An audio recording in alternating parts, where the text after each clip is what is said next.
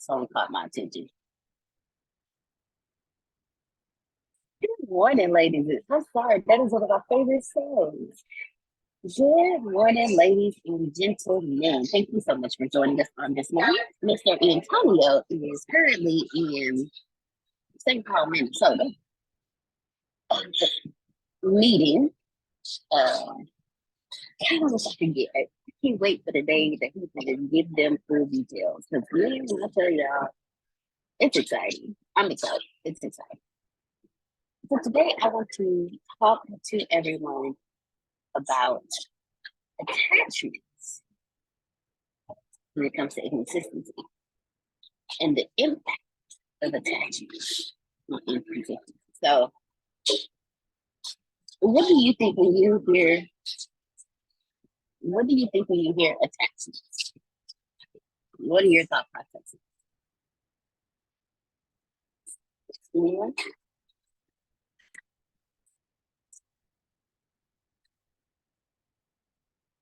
Okay. Well, when I think attachments, go ahead, Renee.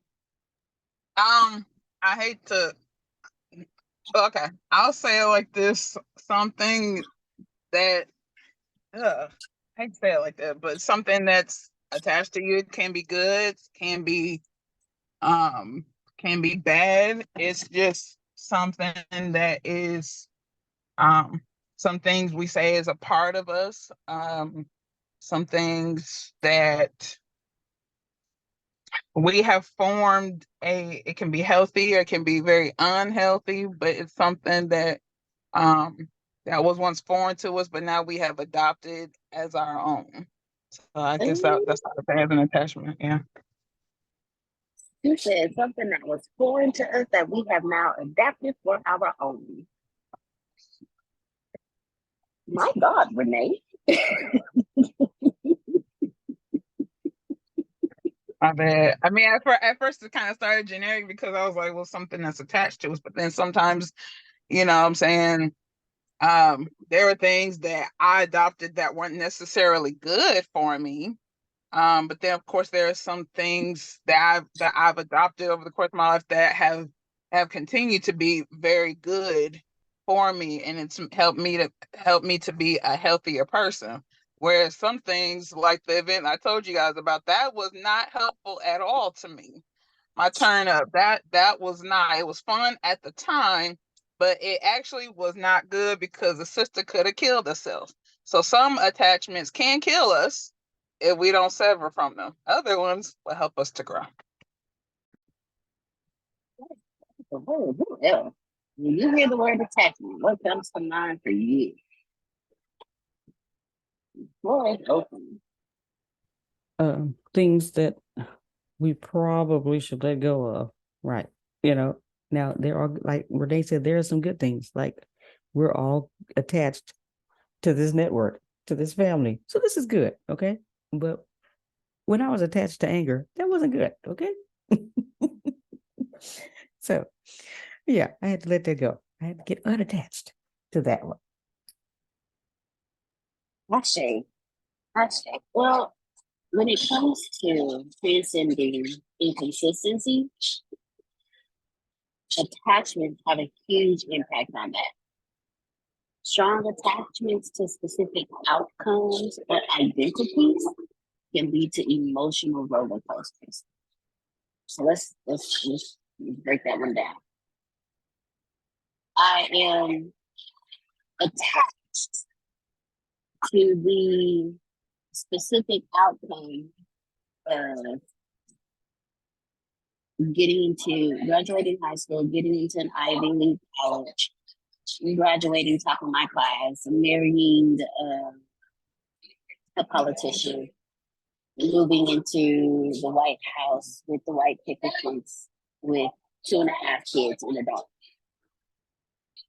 I'm attached to that. But I don't even get out of high school. So now I don't know anything else. So my attachment to that particular outcome and that particular identity, I have now gone into a deep depression. I have now gone into self. I've now gone into low self-esteem, low self-image. I'm going into major depression. I don't talk to anybody. I have a life that's just routine after routine. There's no excitement in my life because I'm not that identity. One day I'm crying, next day I'm excited. I don't I don't have friends because they're not a part of the identity that I was attached to while in school. So having strong attachments to specific outcomes or specific identities can lead to emotional roller coasters because when life we've already established that life is inconsistent. Inconsistencies of life are not just a part of life. But when I have a strong attachment to something, I'm not in flow. So when an inconsistency in that area hits me, I get stuck in place. I can't move. I can't grow. I won't allow myself to grow. I won't allow myself to move. I won't. I'll always live in that area. Y'all know how they make movies about it, but how the high school football star and the head of the cheerleader, the cheerleading captain, they're the perfect couple, and then they plan on spending their lives together. And later in 10 years, 10, 20 years down the line, he has a pot belly and he's coaching, and she's the hairdresser. Yeah. neither one of them neither one of them pictured their lives like, he had a strong attachment to, going to college, becoming a professional football player. He had a strong attachment to becoming a nurse. But because nothing worked out as planned and they had strong attachments to those identities that they created for themselves, they just end up living a life that's not worth who they are. So the first question I want to ask each and every one of you is, what do you have a strong attachment to that you're still attached to? It is now time for you to release that attachment because it has not helped you.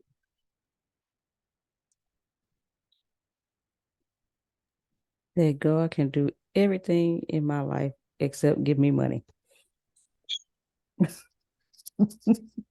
Well, thank you for your transparency. That is the one thing. D knows it, Antonio knows it. That's the only thing. Everything else I am good with. But it's like everybody else can get blessed with money. Jerome can get blessed with money, not me. I don't know. I don't know what it is. I don't know what happened.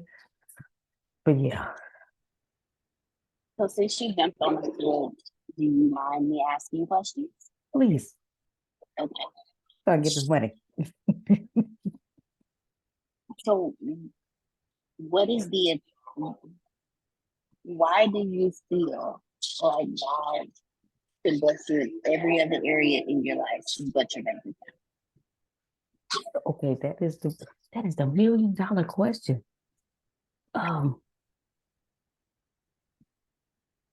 It was one day I was, taking care of myself and bills paid and this and that and the other. And then I don't know. I don't know what happened. uh and then I just developed a fear that, man, the money gonna run out. And because I kept seeing that the money ran out. And Hold on. The next point I was going to bring up is fear of loss associated with attachments can drive inconsistent decision making. And I heard what you said. You said women that have had money, you take care of them, this and that. So, do you have a strong attachment to financial security, or do you have a strong attachment to a paycheck? Those are two different things: financial security and a paycheck. Because technically, a paycheck is not financial security. Right. And it must be the paycheck. Because once you oh, that attachment, what Yeah. type of decisions have you been making since then? Oh, okay, yeah. You believe that God can bless you everywhere else but your bank account because you don't have a strong attachment to God's blessings. You have a strong attachment to the paycheck. Okay. No, let me know what I'm wrong. I'm making Yeah. assumptions. Yeah. That you are correct. Okay. And because you've had this attachment to paychecks, when it comes to anything outside of getting a paycheck once a month or every 2 weeks, you have resistance to that type of change because it's not what you are attached to. You went from school to college to a paycheck, and that paycheck supplied all your needs.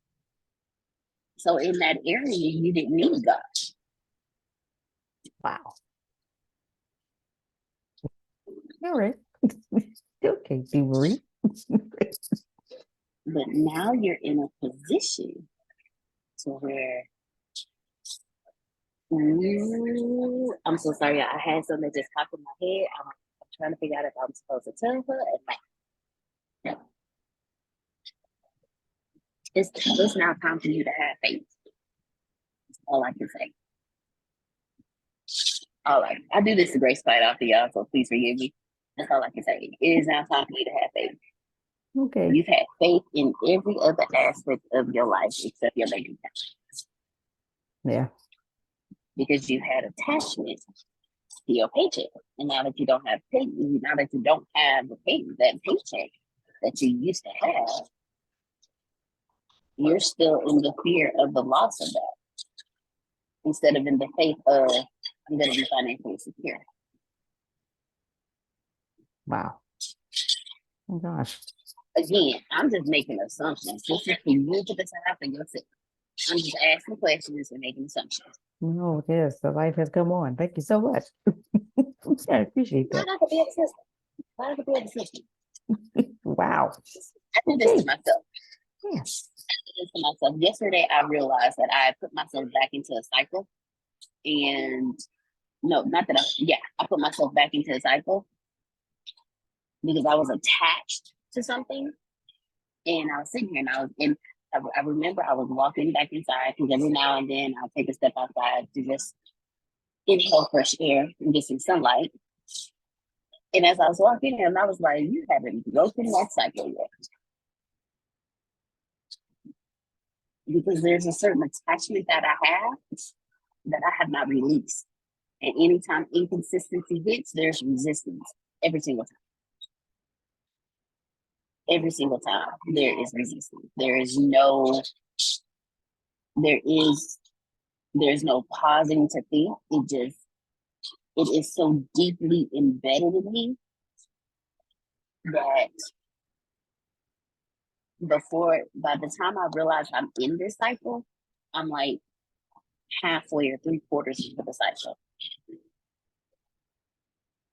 Like I've already gotten that deep into it before I even realized it. So whatever this is a deeply rooted attachment. I need to take it back, and it ain't easy.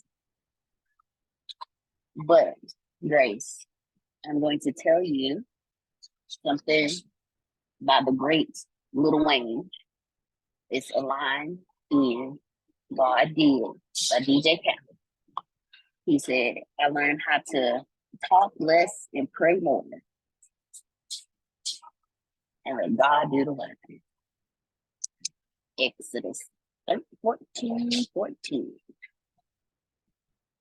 So now it's time for you to stop battling. It's time for you to stop fighting. Let God fight your battle. You do the work.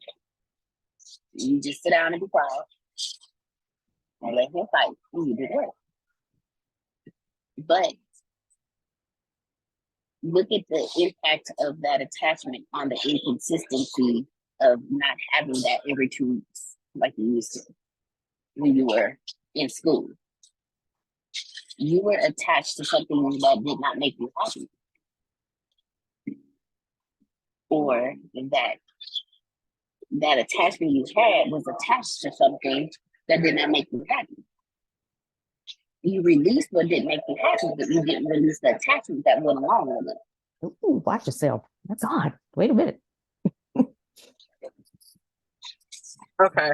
You know what, Deanna, you speaking because I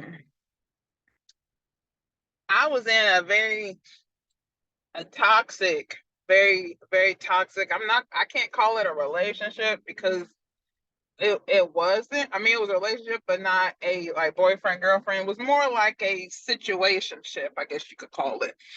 But it was very toxic. It was very toxic. The only thing that I actually, and I'm just being honest, the only thing that was cool about it was the extracurricular part.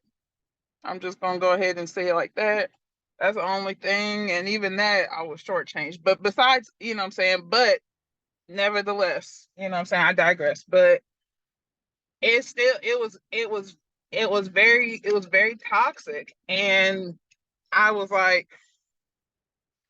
and I got to a point where, you know, I had to sever ties, and it felt really great to sever ties. And he had called me and said to me one time, he was like, he said, Renee, you settled to be with me, didn't you? And I said, yes, I did. And I said, I won't ever do that again. I won't do that to myself ever again. Um, I took what I could. What I felt like I could have gotten at the time, because, you know, I was like, well, at least this is worth, you know, he's still in my life, even though it's not the way that I want, but he's still in my life. So um, but it still was toxic. But I'm grateful that I let that relationship go, because if I hadn't, I wouldn't have got a chance to, one, to meet you guys, but then two, I wouldn't have got a chance to meet Jay, because ain't no way that he would have been cool with me having an attachment to somebody with an ex. You know what I'm saying? Ain't no way, because that's not the type of man Jay is. He's like, nope, nope. And I can't blame him, because no man worth they salt wants their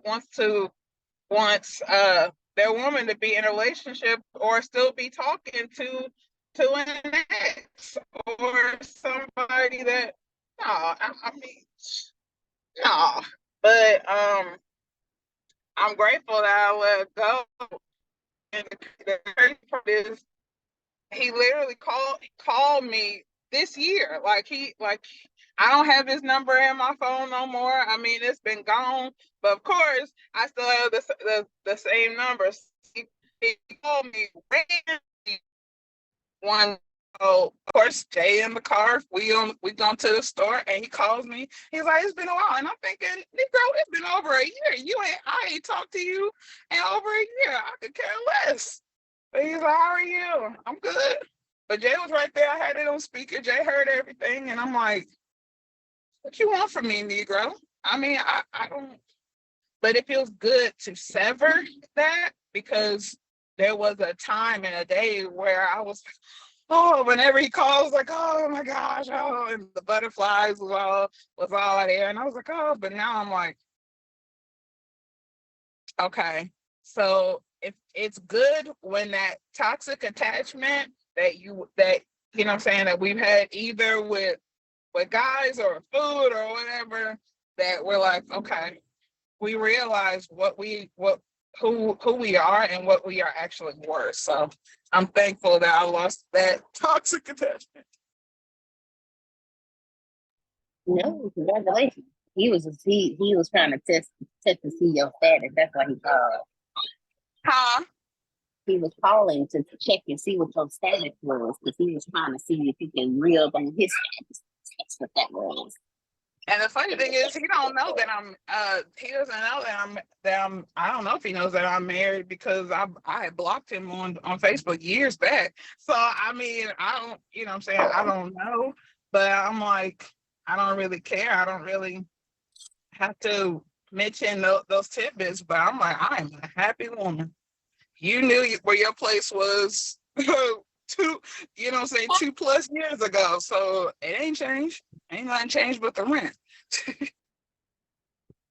But see, because you let that attachment go, like you were saying, because you let that attachment go, you were able to be in the ebb and flow of the inconsistencies that led you to Jay and us.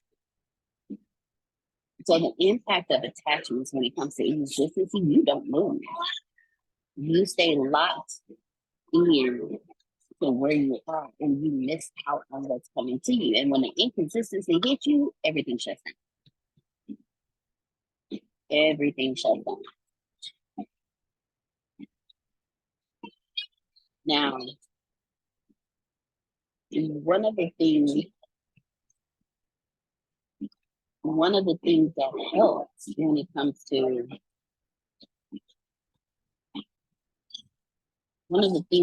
when it comes to actions is having a strong spiritual practice, because spirituality is not about attachments. Spirituality is about the ebb and flow and being one with everything around you. So if you're one with everything around you, inconsistency is just a part of life. You don't think it's an inconsistency and a disruption when it gets cold outside and the grass freezes and dies? It is. But then come spring, we got grass that's greener than it was before it was good. You don't think we've interrupted the lives of nature around us by building buildings and building parking lots and highways, and that's inconsistent to them. But what do? They find a way around it. I've seen every woodpecker that exists, I think, right in my front yard. I've seen the woody woodpecker ones, the ones with the blue heads, those are redhead with the blue body. I've seen those. A redhead with blue body. Yeah. I've seen the woody woodpeckers. I've seen, there's some that are like about this big. I've seen hawks. I've seen falcons. I've even seen a couple of falcons. I mean, I've seen all kinds of stuff right in my front yard. There's squirrels that hop from the pine trees to the oak trees just for fun. I've sat there and I've watched them play with each other. But you don't think that house sitting right there in the middle of that land is not inconsistent to their natural environment? It absolutely is. But they're not attached to that. They're in the flow of the inconsistency. And when you have attachments, you have a resistance to change. That's attachments to relationships, attachments to who you are, attachments to what you desire in life. It creates resistance to change because we become fixated on one particular identity, one particular path. So for someone who, like me, who grew up not having to work hard for anything, everything came easily.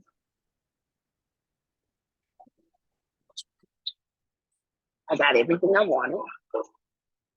but my identity, I had an attachment to the identity of not of being the black sheep. That was the identity that I attached to.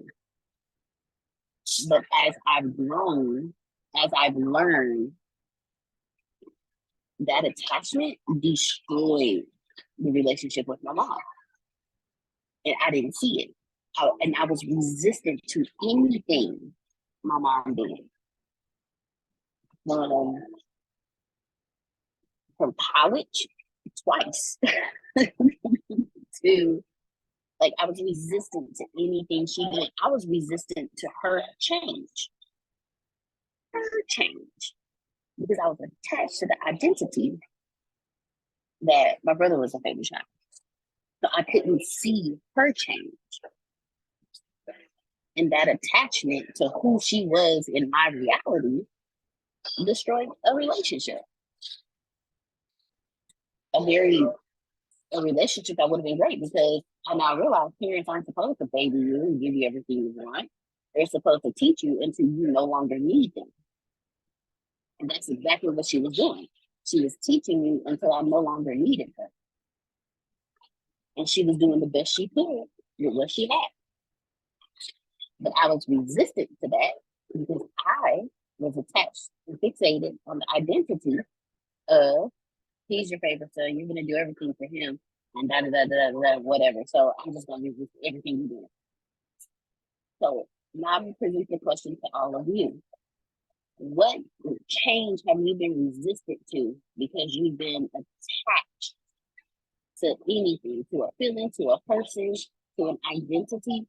What resistance has come about your life, and how has that hindered your growth?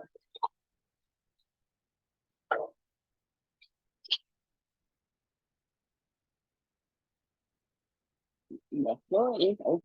Well, you just pointed out to me what my attachment was. It's just attached to a paycheck and the idea of, hey, okay, I get paid every month, so I'm relying on the payment every month and not relying on the God.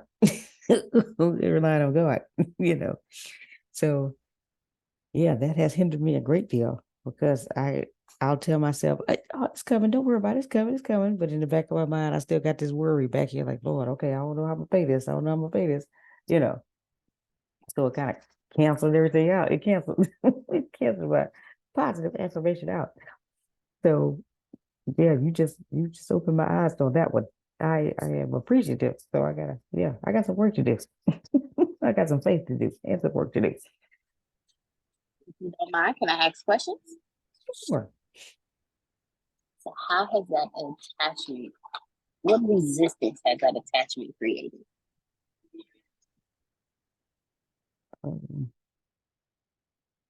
Just well, oh, okay, yeah. So I get it now. When it's anytime Antonio had a product or a conference or something to sell, my brain was on selling stuff so you can get this money and nothing else. You know, yeah, I care whether it helps you, but after I got you your product, that's it. I'm focused on this money. I got to go to the next one. And so it was I was resistant because he would always tell me, hey, and you did too. You gotta make a friend because the friends got the money. They gonna give you the money, but it doesn't stop after you give them the product. You have to stay consistent with them, keep up with them, make sure that they're happy with the product. If they have any questions, and not just one time, but you got to keep going, and so that they can so they can continue to love us, And so, yeah, I was just I heard him, but I wasn't listening. So yeah, I was just fixated on, okay, if I don't work, I don't eat. I gotta go. So that is what I was resistant to. I was resistant to him telling me, hey, work this ATS model, this sales model, please. So work the sales model. It will work if you work it. I know what I'm doing. So yeah, that was my resistance.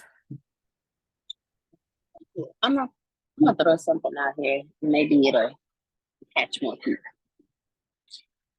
So you know how you see this man or this woman, and they are like the shit.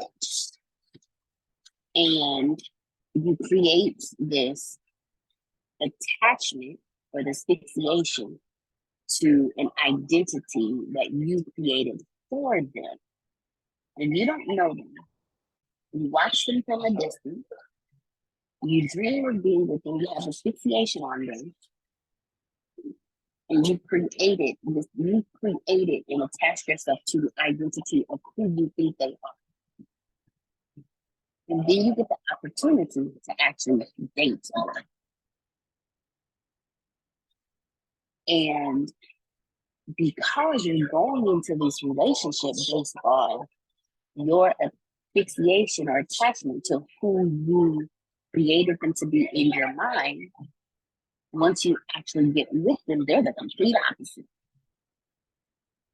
You thought they were strong and brave, and you walk all over them. You thought they were this amazing person, and they turned out to have the ego as big as the Empire State Building. But you're still attached to the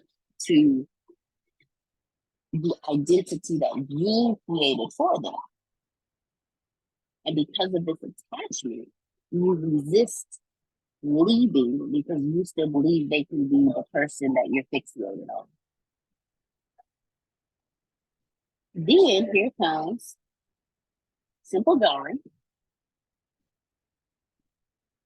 Simple John is everything you've ever wanted, everything you've ever imagined. And you resist Simple John because rationally, you're still fixated on the identity that you created around Bradley. So you live a miserable life. You don't ever seek the highest expression of yourself because you were resistant to the change between regular John and Bradley. So you stay with Bradley because you're fixated on that identity. Let's do the other side of this. You were fixated on Bradley. You met Bradley. You were like, wait a minute. This is not what I thought you was. And you give Bradley some time just to see, you know, if the red flags that went off in your head were actually real. And they were. He was like, you know what, Bradley?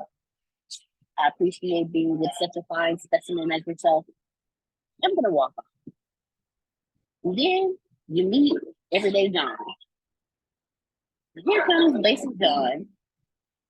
He comes into your life, and all of a sudden, you're flying around the world. You're walking into meetings you never thought you would walk into. Hold on 1 second. Grace. Okay, Grace, you can take over for me real quick.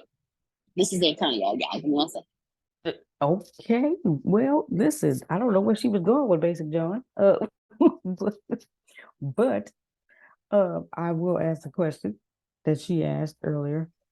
Hey, Grace. Yes, Well, sir. Grace, she was talking about you. So you both talk about yourself now. Go ahead. Go ahead, Phil. I'm just messing with her. Do we need to let her know that something's going on with her mic? That audio, at least to me, sounds like she's in a bucket and it's really bad. It's not as clean. Her audio is not as clean as yours. Is everybody else experiencing that? Okay. Yeah. I believe she's in Starbucks, and so the background around her. Yeah, it sucks. It does. Yeah, I thought it was just me.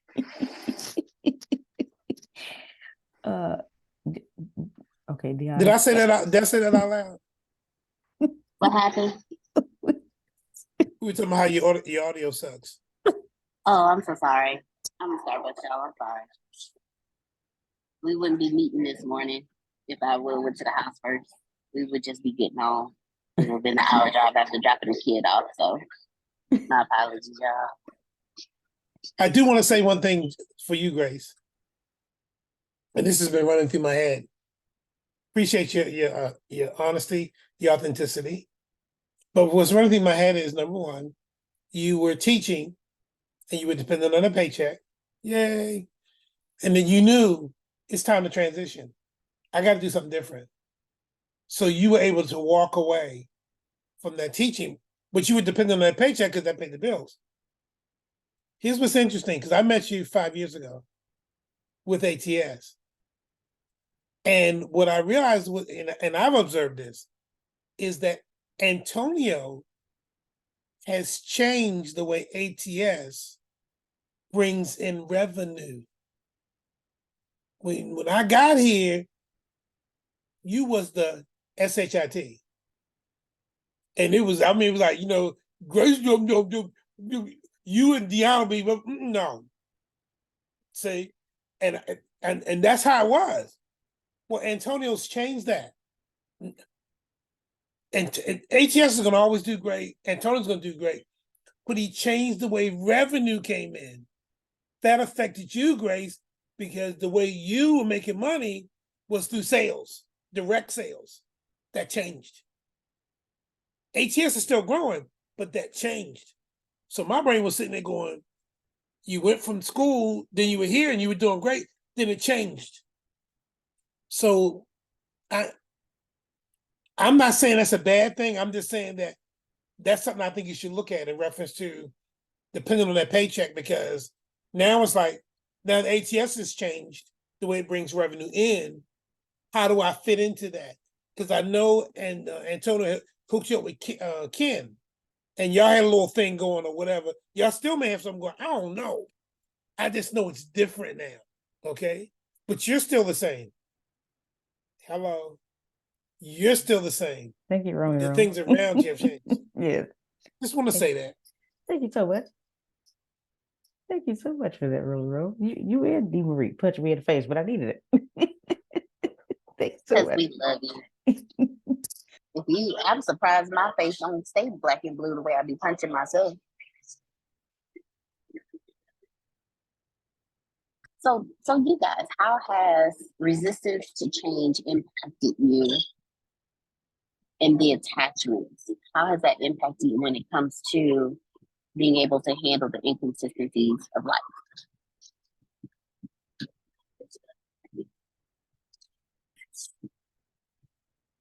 Anyone? The floor is open. Good morning. Good morning. How are you, gorgeous? Doing awesome. How are you? I'm good. Hey, Gracie Poo. Happy birthday again. I think I texted you on your birthday, but I'm not sure, just in case I missed it. Well, thank you so much. Am I like a week late or like a day? No, it was on Saturday. Okay. Okay. Happy birthday. No, well, inconsistencies are actually planned. We don't realize that we plan our inconsistencies when we ask for the things that we ask for. You can't ask for growth and you can't ask for change and still ask for consistency. You can't ask for improvement. You can't ask for relief of stress. You can't ask for a better relationship. You can't ask for more income and expect things to stay consistent because you're asking for change. So when it comes to inconsistencies, just staying in a constant state of flow and knowing that this is going to change if I'm getting what I want, then you really would adjust more easily because you have to master that law of detachment. Law of detachment doesn't mean you don't care. It means I care deeply, but I'm not focused on the outcomes. I'm not even focused on the process. I'm focused on the present. So I'm detached from what doing this right thing right now is going to produce, because I know this is the right thing to do right now for what I'm trying to get to.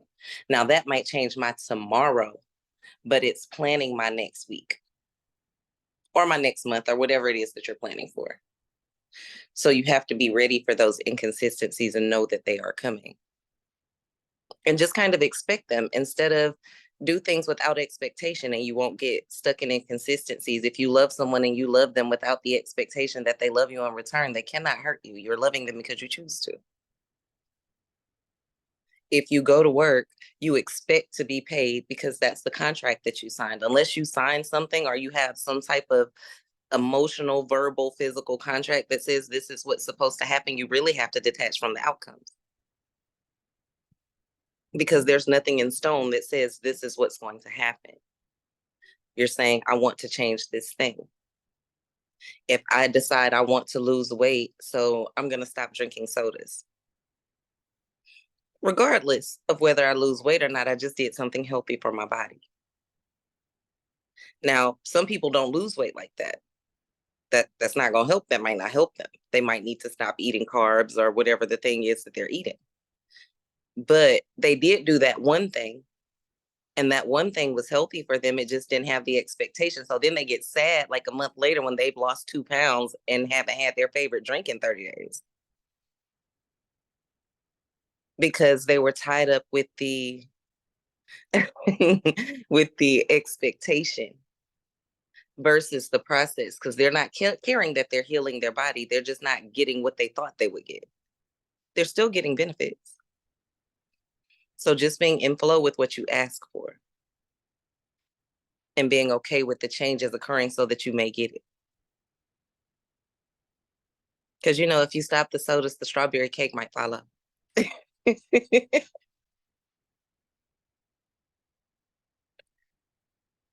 No, thank you. Thank you very much for those wise words, because that is what it is. Like, now the scheduling, the inconsistencies, that was new for me. I like that one, because when you go left, you automatically create right. So when you decide this is what I want, you're gonna get hit with the inconsistencies, because it's not what you've been in. And if you attach to where you at, your whole life is about to get, you gonna flip a table on your whole life. If you stuck where you are, if you attach to where you currently are, you're gonna flip a table on your whole life. Shoot, I ain't gonna lie, I got attached to my identity of I don't have to work hard because everything came easy to me. So when I get hit with the inconsistency of gotta work, I be like, wait, what you mean? No, I don't have to do that. This is who I am. I don't have to. Everything comes to me easy. But because I have learned and I have grown and I have developed a strong spiritual practice, I understand now that at some point in my life, there's going to be work that is going to have to be put in, because what I'm doing is different. It's not the same as who I was. Who I was, things came easy. That's not the case anymore. It still comes easy, but there's work that goes into it now. So I had to let go of the attachment of my old identity. I had to let that identity go. I had to let go of perfection, of the identity that I'm perfect. I had to let go of the identity that I'm the greatest person ever. Like, like these things had to be released in order for me to be in flow in my inconsistencies that I have scheduled. Go ahead. Why do you have to let go of that? Because it didn't serve me. Mm. It did not serve me for what I desire and where I'm going, and for the decisions that I have made. The attachment of who I used to be, I had to let go of those attachments, because to have those attachments where I'm going, I will never get there. Would it feel better if you, and this is just the question, would it feel better if you changed your perspective on perfect and your perspective on work? Oh yes, it has been better, because I you wouldn't feel like you have to work and you would still be perfect. You would just change your perspective, change where you stand. It's still an attachment to an outcome because you think perfect has to look a certain way, or work has to feel a certain way or look a certain way. So you make that experience way more difficult. You could just, this isn't work. This is just, I'm doing it. It's for whatever reason, whatever it is for you. For me, it's documentation because it's not something I just rather tell people what I think and have them write it for me. Unless I'm writing something fun, I'd rather just tell somebody else and let them figure that out. Put it on a book somewhere and do that. But I had to redefine why I looked at it that way, because I am a perfectionist. And when people do write it, they don't write it the way I would have wrote it. So it's fun for me to write it the way I want to write it. It's not necessarily work. It's work for me to have to edit it when they do it.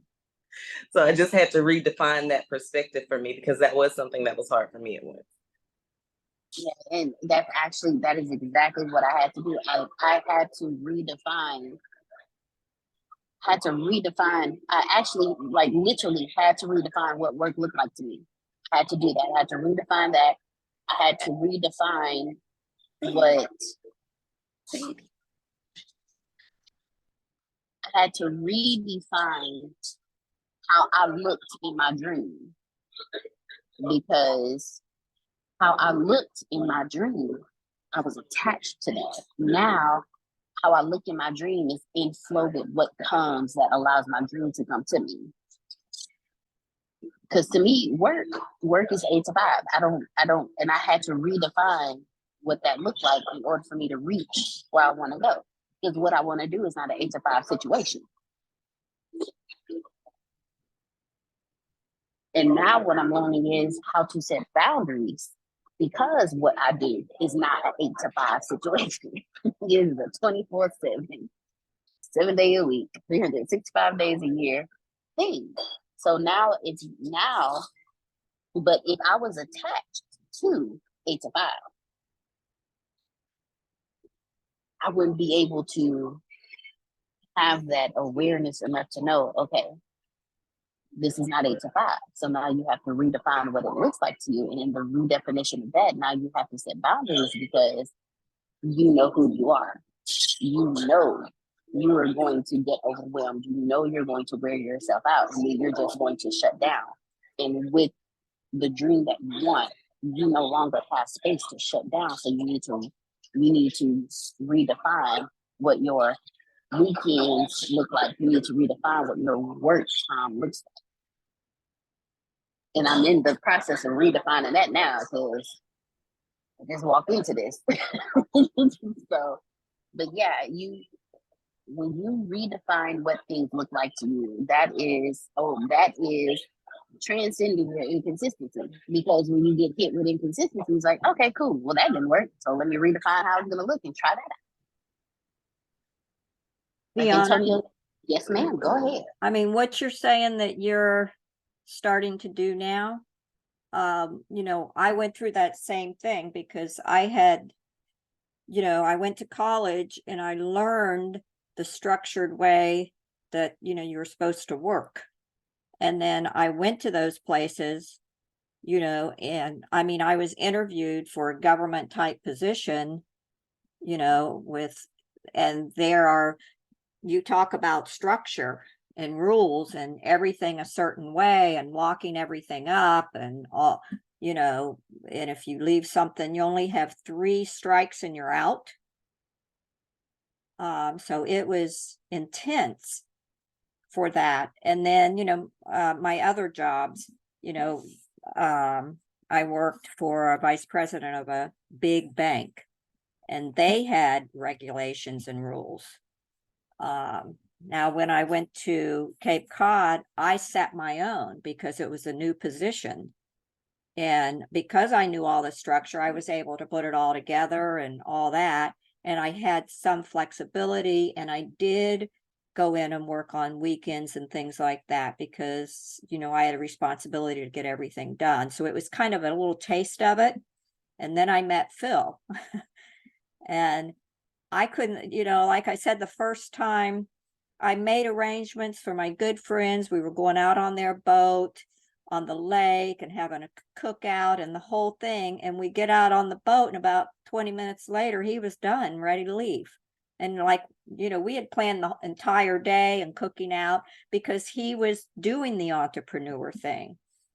And, he was in our town marketing bank stock to the small independent banks there. So he had, he wanted to call people in the evenings or meet with people at different times at their convenience. So, that was the first taste of it. And then when we started our business, we might fly out somewhere, and it may be because of a distance that it is, we may be gone for quite a few days, and we're working all those days. So not only travel time and all of that and the client's time, but everything that goes for ourselves. And then, getting back to work when you come back. So you take your work with you. You don't just leave it behind. So you're always working.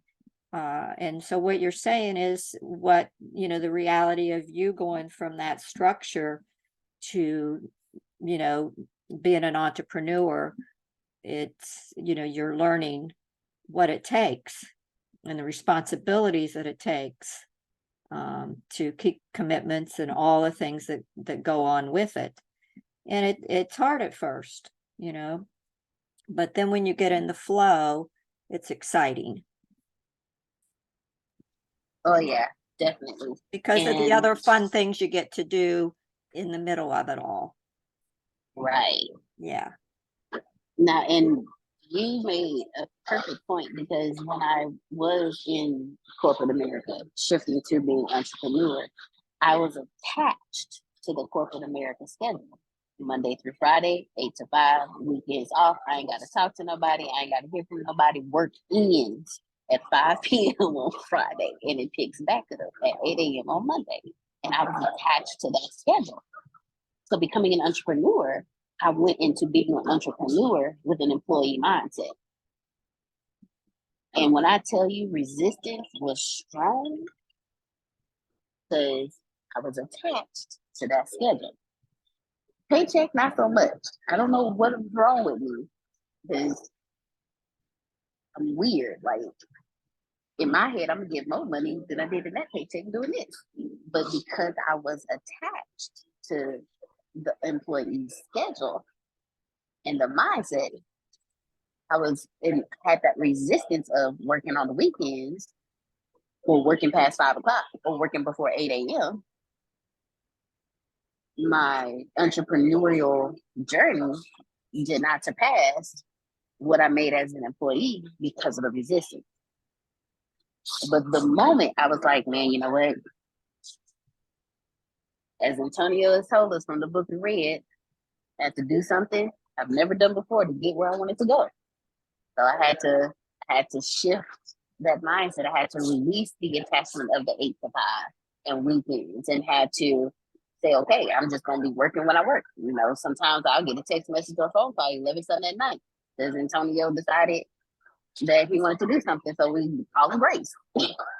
Or he talking to Grace, and I get to do what he did. It's like, wait a minute, it is 11 o'clock. And Deanna, yes, ma'am. We're 40 plus years into this, and we worked all weekend. So, but if you need to go do something, something comes up, you need to go do something, you don't have to report to anybody, you go do it. Something, you're not reporting to anybody. So you're your own boss. Right. And how Phil defines a boss. Can you define it for us real quick, Mr. Phil, for those of us that have not heard you define what a boss is?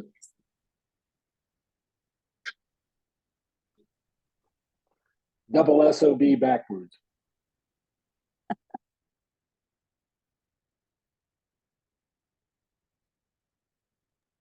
I love it. That is awesome.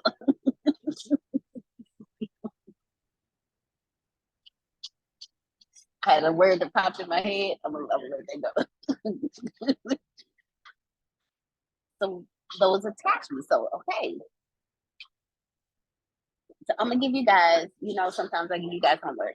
Not homework that you need to come back and be like, okay, so this is what I did. But I give you homework just so you can think and work on you. So I want you to ask yourself, what attachment, or what am I attached to? that is hindering my growth, or what are the attachments that are impacting my flow with inconsistency.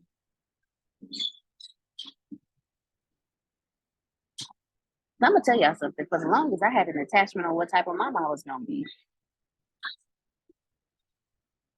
and that did not work out. I was gonna be the perfect mother.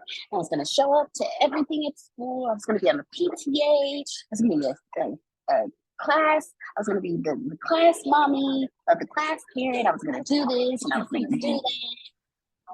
I did show up to everything. I was every place. I was like them that's saying every place you want to be, that was me. I had such a rapport with the staff at the school. They were like, "Oh no, don't even call Miss Carter, because we know what she's gonna do. She's gonna handle these kids, and if we did something, she's gonna handle us. Oh no, don't call Miss Carter. Do not call her." And I was working from home too.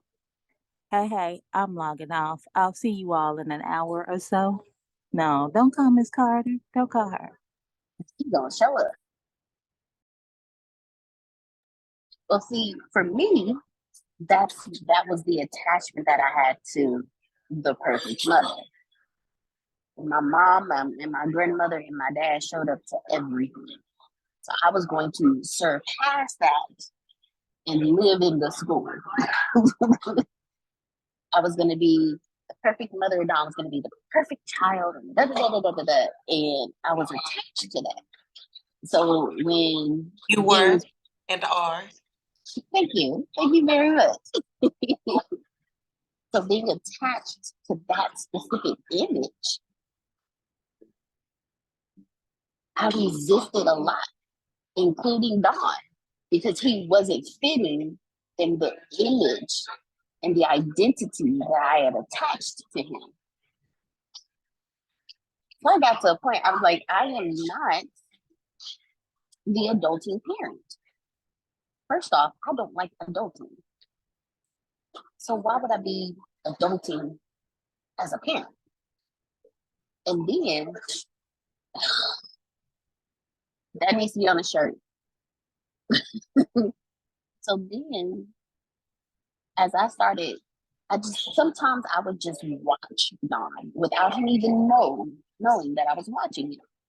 And I sat back one day and I was like, I presented myself two different ways to him. I presented myself as mommy, and then I presented myself as ma, like, hey. And I realized that for him, when I dropped the attachment of being the perfect mother and just being with him, our relationship changed. And now I'm in the process of redefining it again because he's older now. And the first way I did it did work because me and him was always passionate. The second way I did it worked. But now it's the aspect of being called bruh by my 8-year-old. It's like, okay, hold on. But I throw it right back at him. He's like, bruh. And I look at him and he'll look at me because he knew he crossed the line. When I give him that look like, hold on. First off, I'm not your bruh. Secondly, bruh, I wouldn't have to call your name 5 times if you would answer me the first time I called your name. And now he's learned tone. When he talks to me, I'll always tell him, watch your tone. So we were in the car one day, he said something to me, and we was at a stoplight. We was at a light, and that is a cute top, Renee. And we was at the stoplight. He said something to me, and Grace, I did that mama turn. I went. He's like, Mommy, I'm sorry, Mommy, I'm sorry. I'll watch my tone. So now he's catching it. But if I would have stayed stuck and attached to that identity, I wouldn't have the relationship that I have with him. Like now, I randomly get, you're great. You're awesome. Like my kid tells me this, and he's like, oh, cool. Okay, I'm doing something right. That'll work. But if I was stuck in that attachment of perfect mommy, I would have destroyed this little 8-year-old. Like, he would not be the kid he is.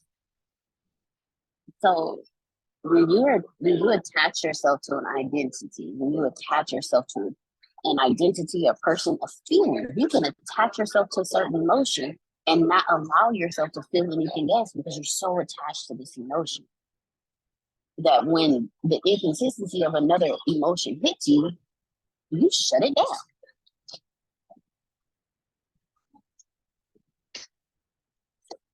So the question that I'm asking is, what am I attached to that is hindering my growth? That's your homework question. You ain't gonna answer that question right. Unless somebody want to jump on the sword and answer that question.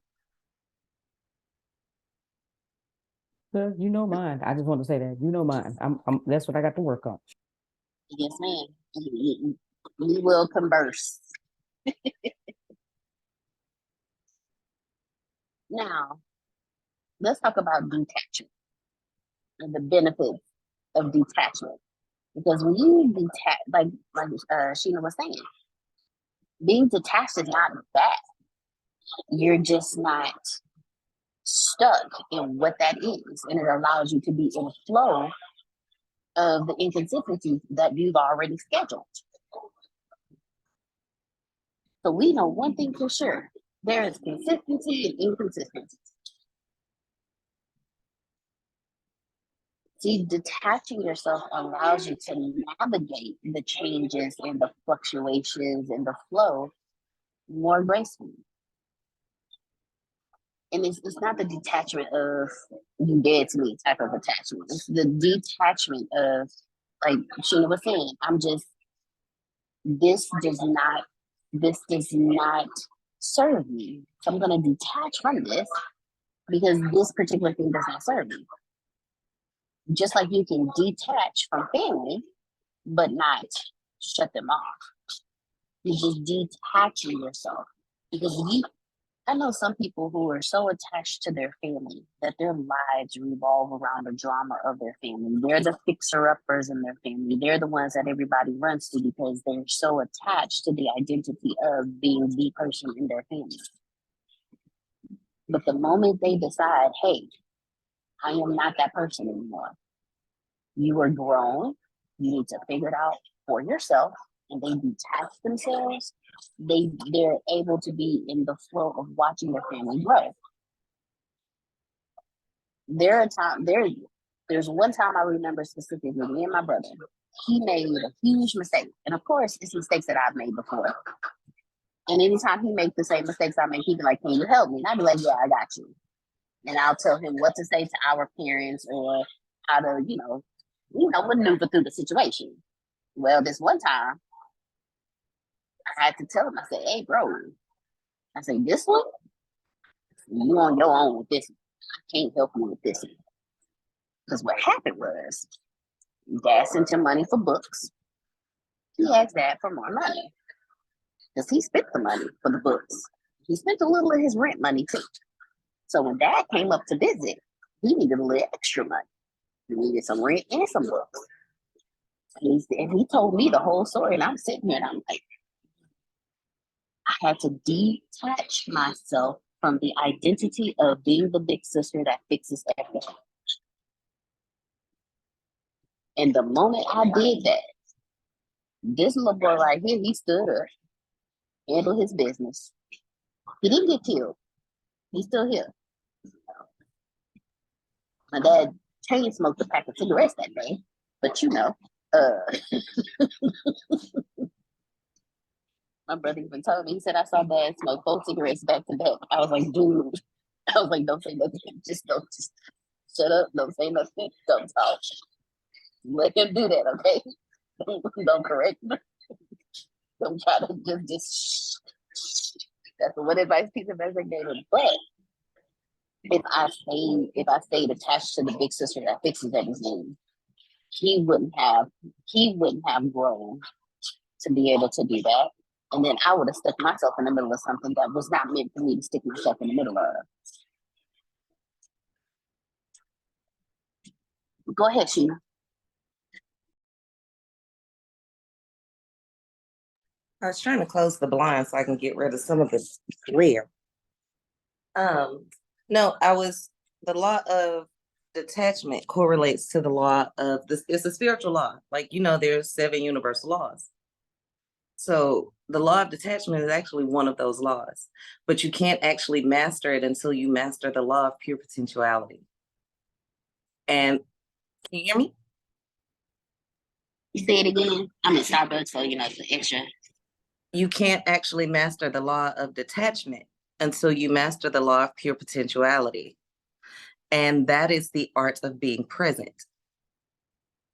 Because you can't detach from the future if you don't know how to be present. You can't even detach from the past. You can't do your shadow work until you learn how to be present. Is it okay? If it's okay with you, I'll put a video. I made a video about it. It's on YouTube. I'll post it so that because I made, like a couple years ago, I made videos on all the laws. There is one in particular that I'm going to post. It's not even the one on the law of detachment, because there's no point in trying to do it if you can't be present.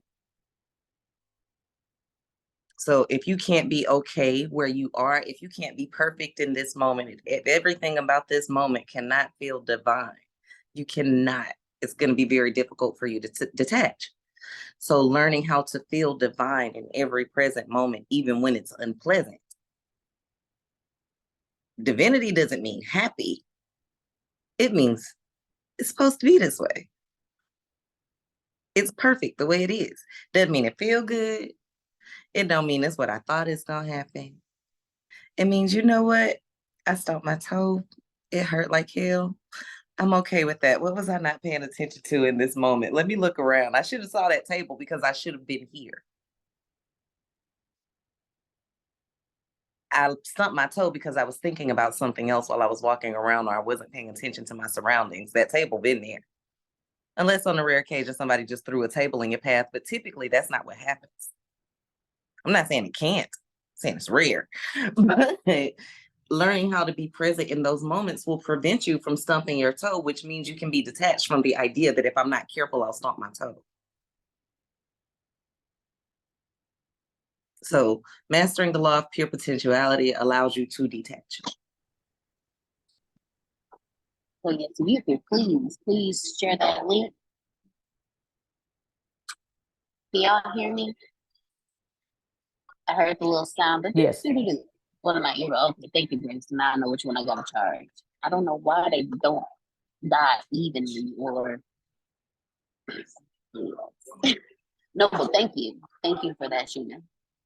Present. You have to be. One of the greatest things that I've learned about transcending inconsistency or mastering the inconsistencies of your life is what Sheena just said. Being present. Have I mastered being present? Hell no, I ain't mastered being present. I stubbed my toe just the other day. She Dawn stubbed his toe more than I do. Like, hey. But you know what? Perfect example. In watching Dawn, I know how I zone out. Because when he has his game in front of him or YouTube in front of him, he don't hear nothing, he don't see nothing. He will try to walk while playing his game. I'm like, you can't see and walk. You can't play the game and see what's in front of you while walking at the same time. So watching him lets me know that I need to master being present in the moment so he can learn how to master being present in the moment. Because all he doing is watching me. He's doing exactly what he see me do. He's so loving and caring because I'm so loving and caring to him. But if I showed meanness and anger and abuse him, all he's gonna do is show meanness and anger and abuse.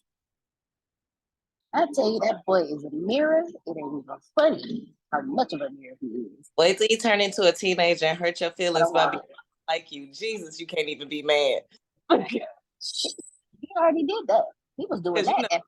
In the throat because she act like me. You just want to cut off her air circulation. You just want to chop her in the neck sometimes, but you can't.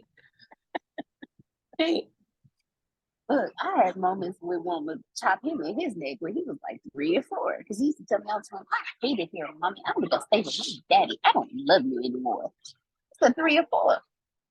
And one day, and I had to, when I have real conversations with Don, he catches me. So I pulled him to me one day. I say, look, I say, I love you. But what we not gonna do is you're not gonna purposely hurt my feelings no more. You saying all this, it officially does not affect mommy anymore. So what we not gonna do is we're not gonna do that. Because he was doing it to my mom. And I told her, I said, Mom, you gotta shut that down. But that's when I was, if I stayed attached to who I was, that would have broken me, because in my eyes, I was not the perfect mommy. That's why he didn't love me, and that's why he didn't want to be with me. But when I learned to when I detached myself from that identity, I had to stand up for myself to a 3-year-old, because I taught him how to be mean with his words.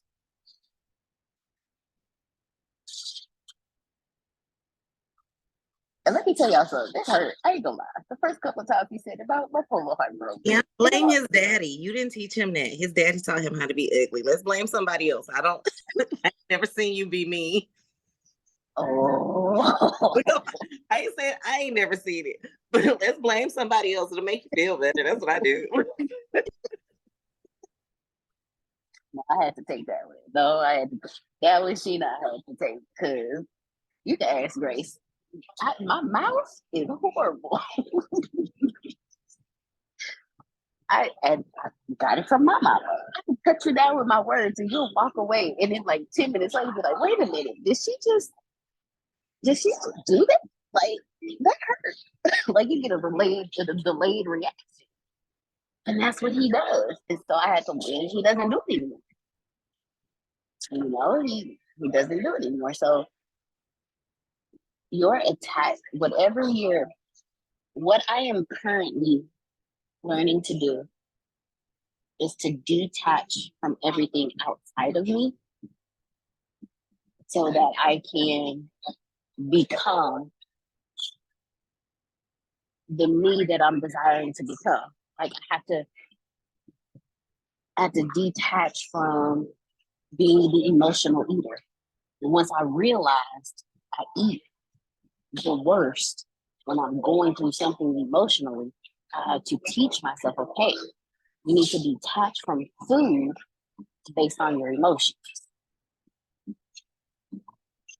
Then I had to detach from my perfection, because being attached to the identity of being perfect, I was nowhere near perfect. And trying to be perfect was like carrying the weight of the world on my shoulders, because I'm walking around with this avatar of perfection when deep down inside, I am the most imperfect person on the planet. And once I started living in the perfection of being imperfect, which is still a journey, things happen. Things flow easier for me. From parenting to friendships, relationships. So I still got friendships I need to clear up now, because I was attached to a certain image. So being able to release attachments, being able to release the attachment to this place, this lifetime, the things that happen within it, being able to detach from that and just be is the greatest thing that any of us can do. So yeah, that's, yeah, well, I think the drive through picked up. Hold on.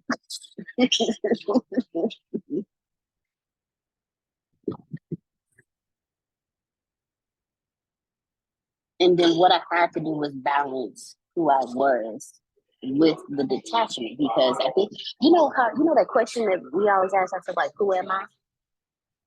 And when you say I don't know who I am, that's because you attach yourself to the identity that somebody else gave you, or you attach yourself to an identity that you created as a child. And so now you're lost because it's not who you are. It's not your identity.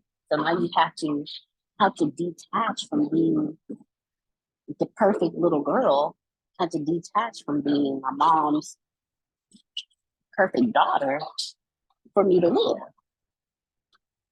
Because everything I did for the approval of my mother. And when I didn't get her approval, it broke me. So I had to detach myself from being the perfect daughter and always seeking my mother's approval. And the moment I did that, my mom got all my books. If I tell her today, hey, I have a speaking engagement coming up, she's gonna buy a ticket. She just got back into town, so I ain't talked to her yet. Your name, trust and believe. Me and her have had a conversation.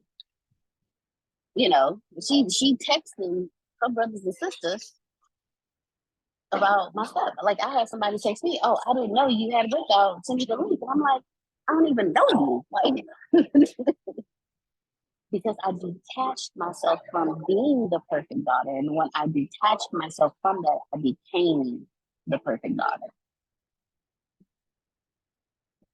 The daughter that gets the approval that I used to crave for. I had to detach myself from that identity. And then embracing change and letting go. Like how many, raise your hands if it's hard for you to let them go.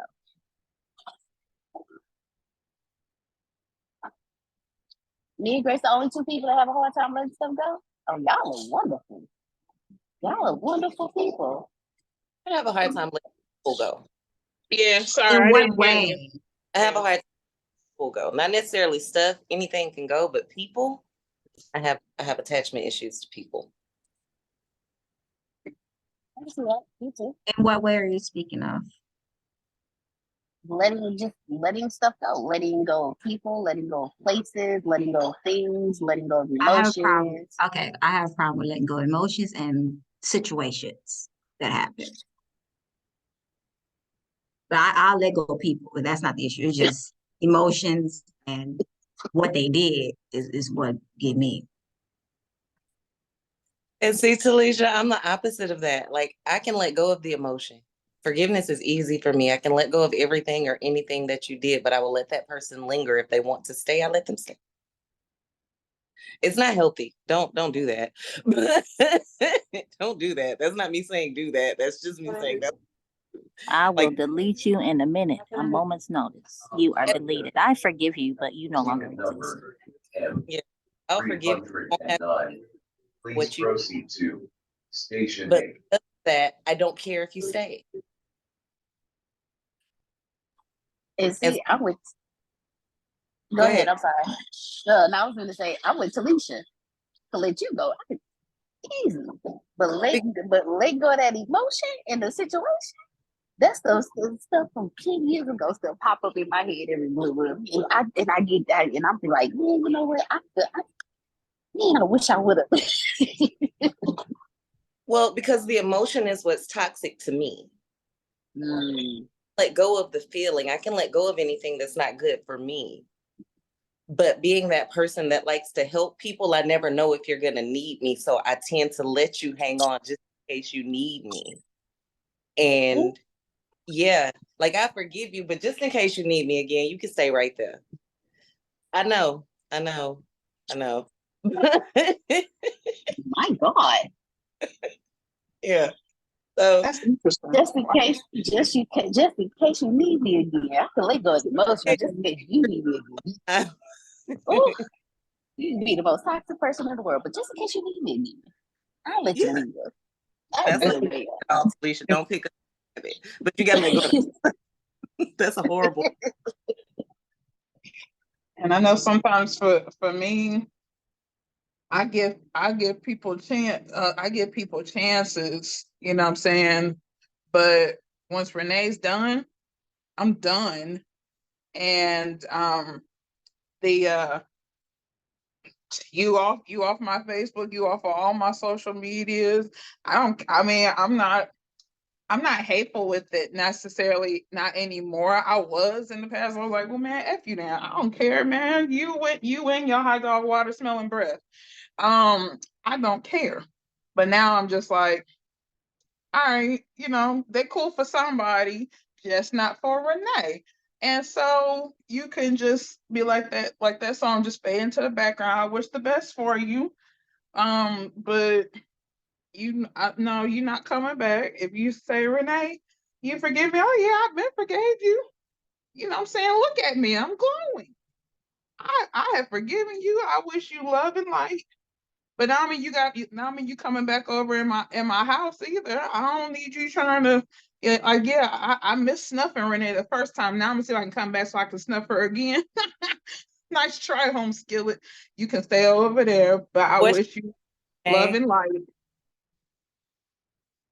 I don't need no haters. I don't need no hot dog smelling people over here in my sphere. I don't need any of that. So, but I wish you the best. What's your Huh? zodiac sign? I'm a Cancer. Yep. So I'm just like, but it took a long time because I would keep people in my life a whole lot longer than their stay at the party was. They would stay a whole lot longer. And I was like, and I cut myself plenty because I was like, oh, they can stay. You can kind of do a do-si-do in my life. But now I'm like, no more do-si-dos. If you're not going, if you're not going to um help me or you know what I'm saying, if it's not about that and we're not helping each other and I'm giving and you're just taking, I can't. And I'm a giving person. I'll give a person a shirt off my back. But if I say, okay, I'm going through something and I can't even call you, but you feel like you can call me all the time.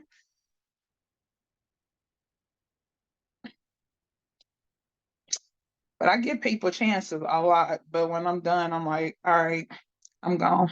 So I want to bring something up.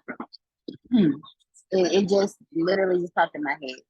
How many of you have attachment to certain emotions, so much so to the point where you will not let another person in because you're attached to the pain that the last person you let in caused? So that was me. I'm very much so, like I said, just like Talisha, I get attached to emotions. So if I feel hurt by you, I stay attached to that emotion.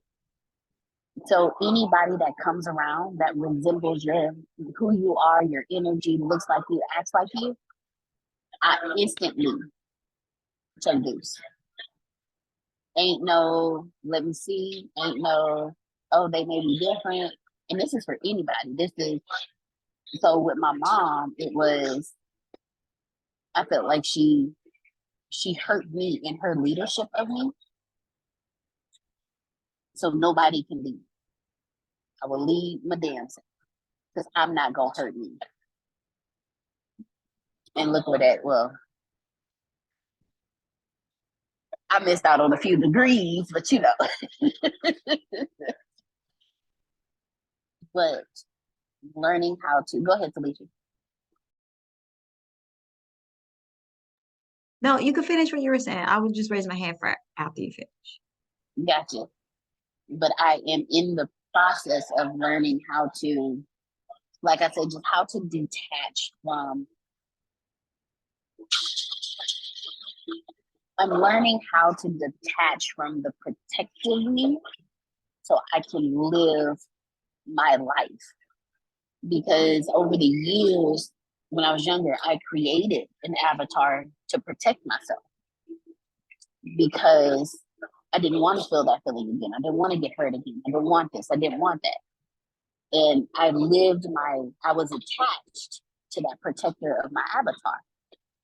But being attached to that avatar, anybody who came at me that triggered that pain, the avatar instantly was cut off.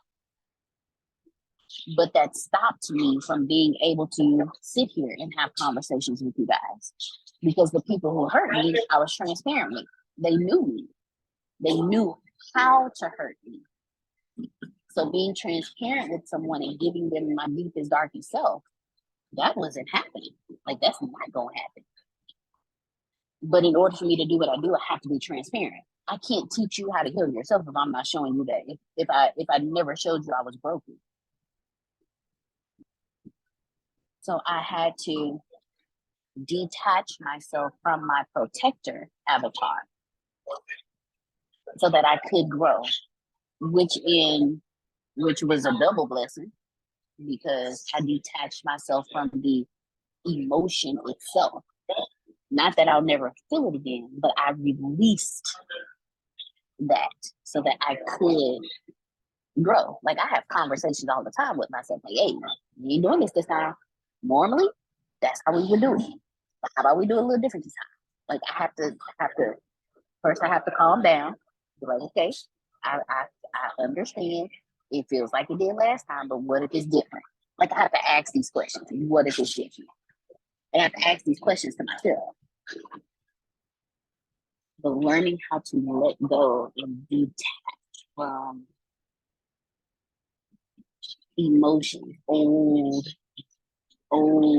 dried up, raising emotions. I have to detach from that. And that allowed me to handle some of the inconsistencies that come my way now. Like, because I'm in more flow. Now, look, I ain't mastered it, y'all. It is not mastered. Okay, I'm still on this journey. But go ahead, Felicia. So for me, I'm currently learning how to not allow my emotions to affect my prosperity.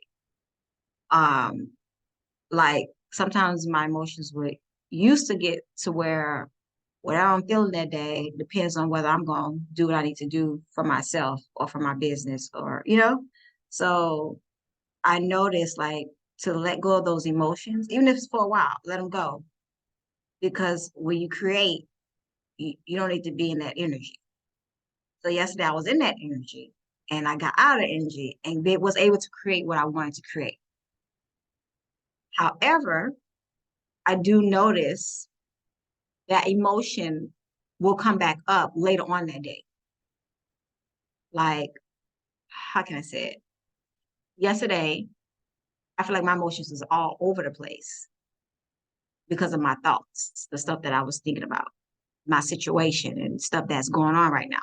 And I'm putting myself on a timeline right now, right? You only got 2 more weeks and something better start shaking. In fact, it better shake this week.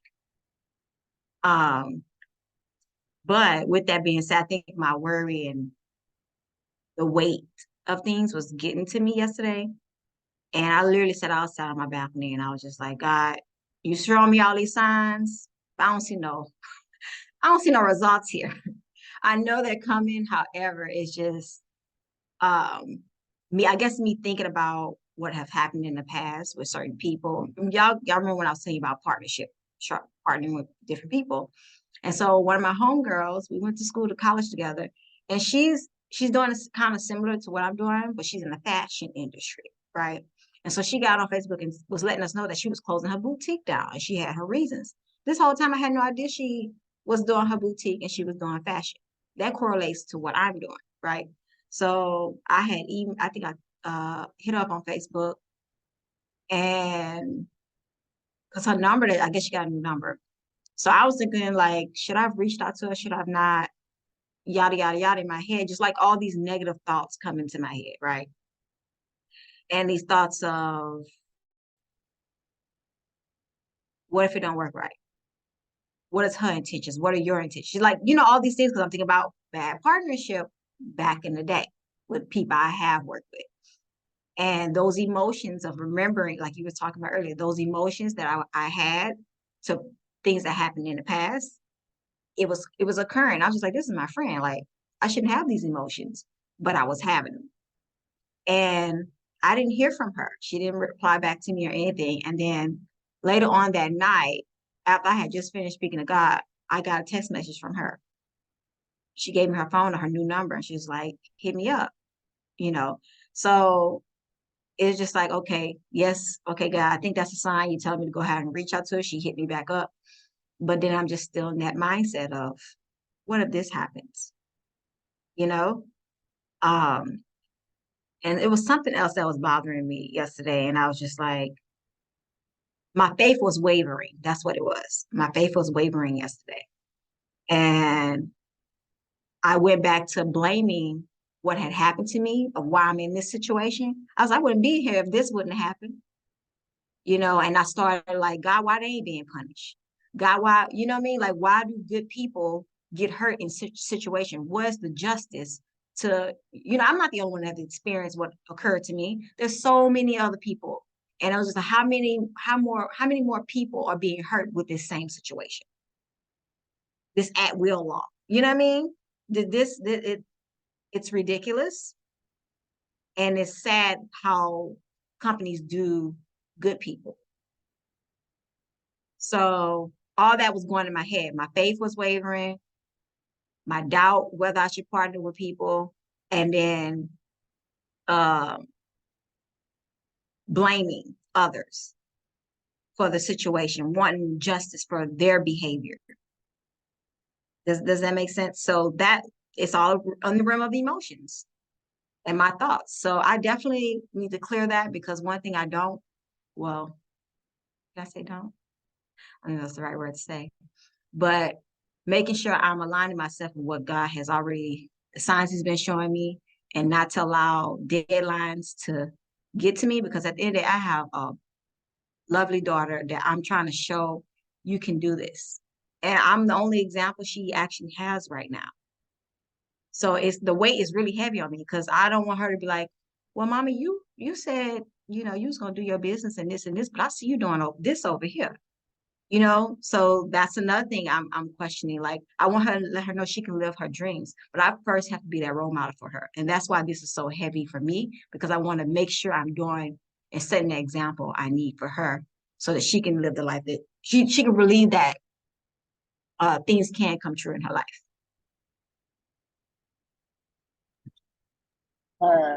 Tina has her hand up. I'm gonna let her go ahead and respond to you.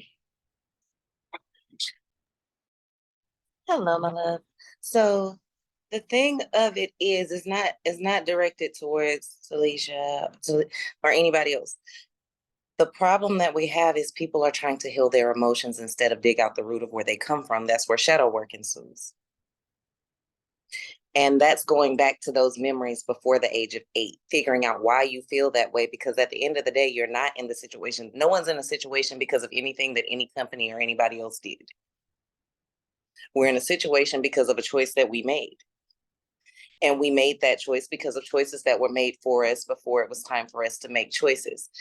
And we don't go back to that place, sort that out and dig that up so that we no longer make those choices. Once you do that, you no longer have those attachment issues. You no longer have to heal anything. That's why shadow work is so important. I don't know. I can't remember what the Christian term for it is, but I call it shadow work. But I know there's another term for it. Grace could probably figure it out. But it's all the same thing, just with different words. But it's about going back to the root of the issue, because your root probably stems from before you were 3, and why you chose that job and why you feel that way, and understanding that your decisions won't determine your daughter's, taking that responsibility off of yourself, because you could be a billionaire and she could go not do anything of that sort. That has nothing to do with you. She's going to make her own choices based on her experiences before she was the age of 8. And if she was loved, and she was loved properly, and she was protected, and she was cared for, that's all you can do, because it's not going to be your responsibility. And as a mother, I've had to accept that. I've raised 3 children. I have 1 daughter, but I've raised 3 children. 1 is 25, 1 is 24. 1 is ideal. I mean, the girl is fucking-tacular. I'm so fucking proud of her. But, and mind you, she was the one that was so very difficult to raise, because she had a disease. She was in a coma for months. She had neither of her parents. She had every odd stacked against her, but the kid is immaculate at 25. I'm pretty sure her relationship's healthier than mine. And then there's the one right up under her who had the exact same things and all of the things, and he went a different way. I can't control that. The 17-year-old is her own exquisite being. She ain't who I want her to be, but I love who she is. And you can only get there, and I'm using my kids as an example, but it's the same thing with your job, with your mother, with your siblings, with the people that you have in your life. Because they're not making their decisions based on you, whether they tell you they are or not. Just like you're not making your decisions based on them. You're making those decisions based on that root core of that problem that exists in your root chakra that is building everything else. So you have to heal those things at the bottom and figure out why they are there and who caused them and how to fix them. And those are the things that you release. And once you release that, you release everything else. Now, releasing everything does allow you to be vulnerable to the thing that I said earlier. Like I have this slew of people behind me that I've never let go of that still have access. Now, I'm not silly enough to let them come back and hurt me, but if they needed me, I would do it because I didn't help them for them. I didn't do what I did for them. I helped them because I felt like it was the right thing to do at that moment. For whatever my other reasons were at the time. I did whatever I did because I felt like it was the right thing to do at that moment. And whether that resulted in me being hurt or not, is not up to them. It had to do with my issues, my attachments, the things that I had within myself. So we can never, I know I was joking with Deanna about blaming your baby daddy because, that's always fun, but, but it's not accurate, but it's fun. It's fun to do sometimes just because they might deserve it or it might just make you feel better at the moment, but it's not an accurate thing to do consistently. So you just have to figure out what those root things are. Like, I teach a shadow work program and I've done all these things and I tell people, I make them do it so we go through a process. And sometimes that process takes a couple weeks. Sometimes it takes a couple days. Sometimes it takes an hour and a half because they know exactly what that thing was. Or they know an area around that thing.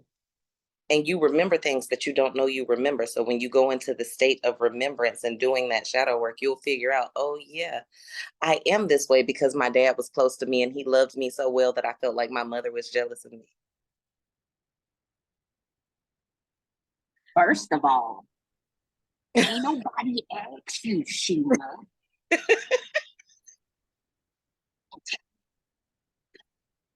Because we're like that daddy love. Oh my God, my daddy loved me so well, but you don't understand that caused the trauma. I had a client tell me one day last week, she was like, there's this girl I miss.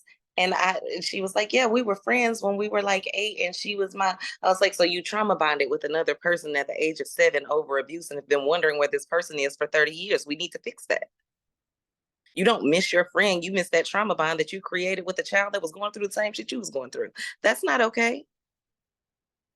So we need to heal the thing that you went through so you no longer miss her. So everybody don't like to talk to me. But you just broke down 2 things for me, and I'm sitting here like I ain't even know those goddamn. But you have to release those core things, and once you release those core things, it'll be easier. Nothing else will attach because it has nothing to attach to because the root's gone. It just falls off. So we'll figure out what those core things are.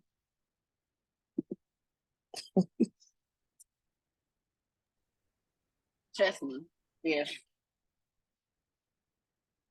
Sheila offer you advice, you might want to take it. You just throw that out there. Don't throw that out there. Throw it out there a couple of times. Okay, this is my instinct. Well, y'all, we're not gonna stay on here long today, but I want to thank all of you for your transparency. Thank you, Sheena. Thank you, Talisha. Thank you, Uncle Rome. Thank you, Miss Susan, Grace, Renee, Trinace. Thank you, Mr. Field. He gave us his definition of boss, double SOB backwards. So in my head, stupid is at first yes.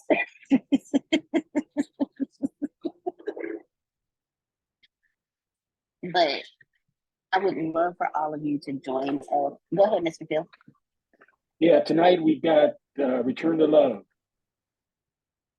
by Marianne Williamson, that we're working through that book, and then we've got Wounds and Challenges. And we want to see y'all on both ends, okay? Even if you just have to, if you can't be on camera, call in and just put your headphones in. But we would love to see all of you on those as well. Alignment conference is in 3 days, y'all. 3 days. Oh, I'm doing my calendar straight here. 3 days. We would love to see you there. August 17th from 8 a.m. to 3:15 p.m.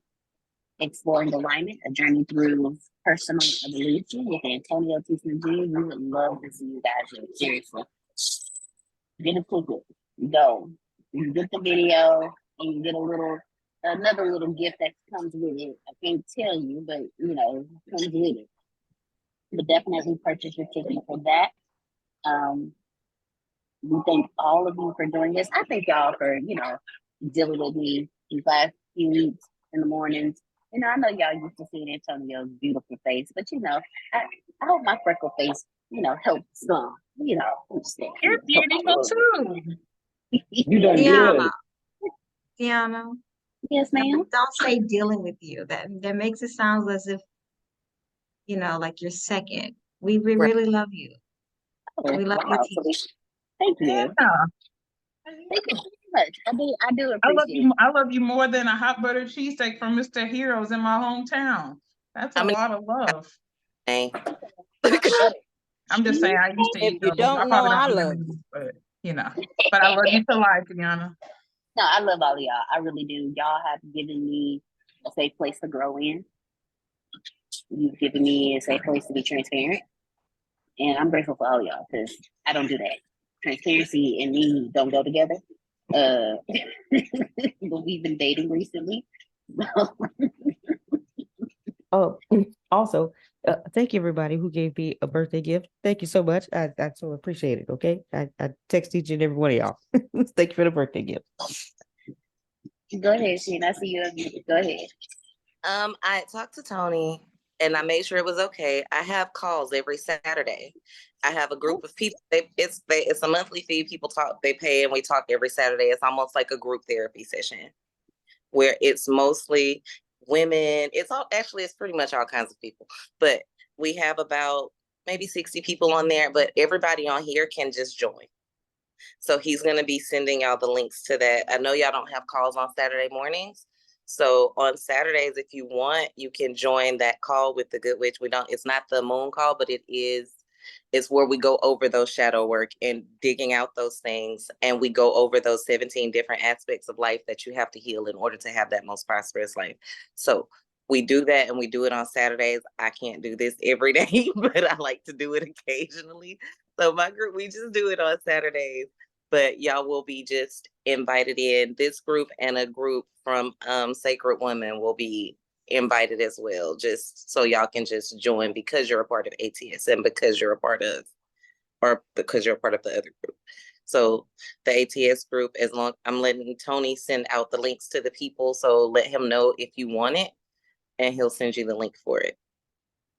And you're more than welcome. I'm gonna tell y'all, you do want it. You want it. You do. You do. Don't even ask. Don't ask the question. Just say, yeah, just go and send it to me. Trust me. Just trust me, y'all.